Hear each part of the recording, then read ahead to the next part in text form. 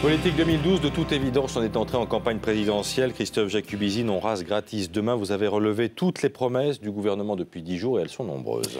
Oui, on nous l'a changé, notre gouvernement. Il parle de nouveau aux Français, il est à leur écoute. On y croirait presque, sauf qu'évidemment, on se demande pourquoi certaines des propositions avancées aujourd'hui n'ont pas été mises en œuvre dans les 4 premières années du quinquennat. Et on commence par la dernière annonce de Nicolas Sarkozy, c'était hier, sur l'éducation. Le président a promis qu'il n'y aurait pas de suppression de fermeture de classe à la rentrée 2012.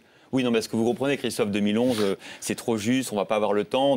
Mais la ficelle est tellement grosse. Alors, en plus, ça ne coûtera pas trop cher, parce qu'il y aura quand même 16 000 suppressions de postes. On ne remplacera pas un départ à la retraite sur 2.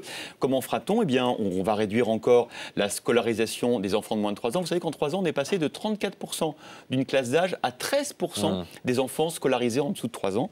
On supprimera aussi les postes d'enseignants qui ne sont pas devant élèves, comme on dit, c'est-à-dire notamment les réseaux d'aide aux enfants en difficulté. On va encore diminuer le vivier de remplaçants et on ira à Pôle emploi comme en Ile-de-France pour trouver des profs remplaçants.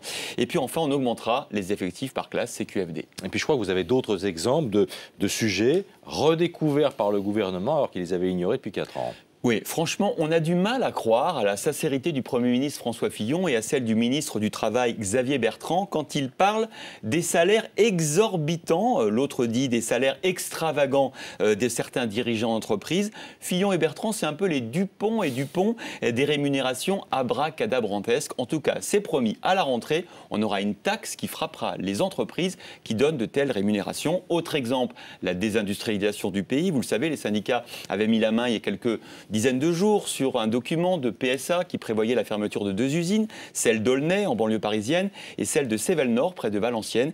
Eh bien, ils ont rencontré Éric Besson, la direction, et du coup, on met tout ça sous le tapis. Peut-être qu'on soulèvera, on ramassera peut-être la poussière après 2012. Et puis il y a un serpent de mer, la promesse d'une meilleure égalité entre les hommes et les femmes. Mais oui, l'UMP vient de choisir comme thème la place des femmes dans la société avec 26 propositions.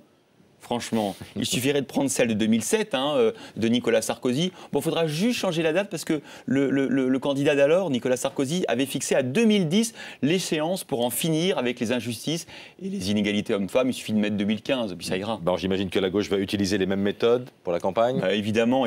D'ailleurs, je vous rassure, Martine Aubry, cette nuit, sur un site internet, rue 89, elle a proposé ses propositions pour Internet, comme quoi elle est bien candidate. Et que propose-t-elle ? Je cite, de pouvoir accéder à Internet partout et à tout moment, dans les trains comme dans les aéroports, les hôpitaux, les mairies, les jardins publics et les hôtels. Et tout ça gratuitement. Oui, la gratuité, c'est une grande idée du PS. Et ça, on peut leur faire confiance pour mettre en place leurs propositions. Sauf qu'à la fin, ils présentent toujours l'addition aux contribuables que nous sommes. Merci beaucoup, Christophe Jacubizine, le showbiz.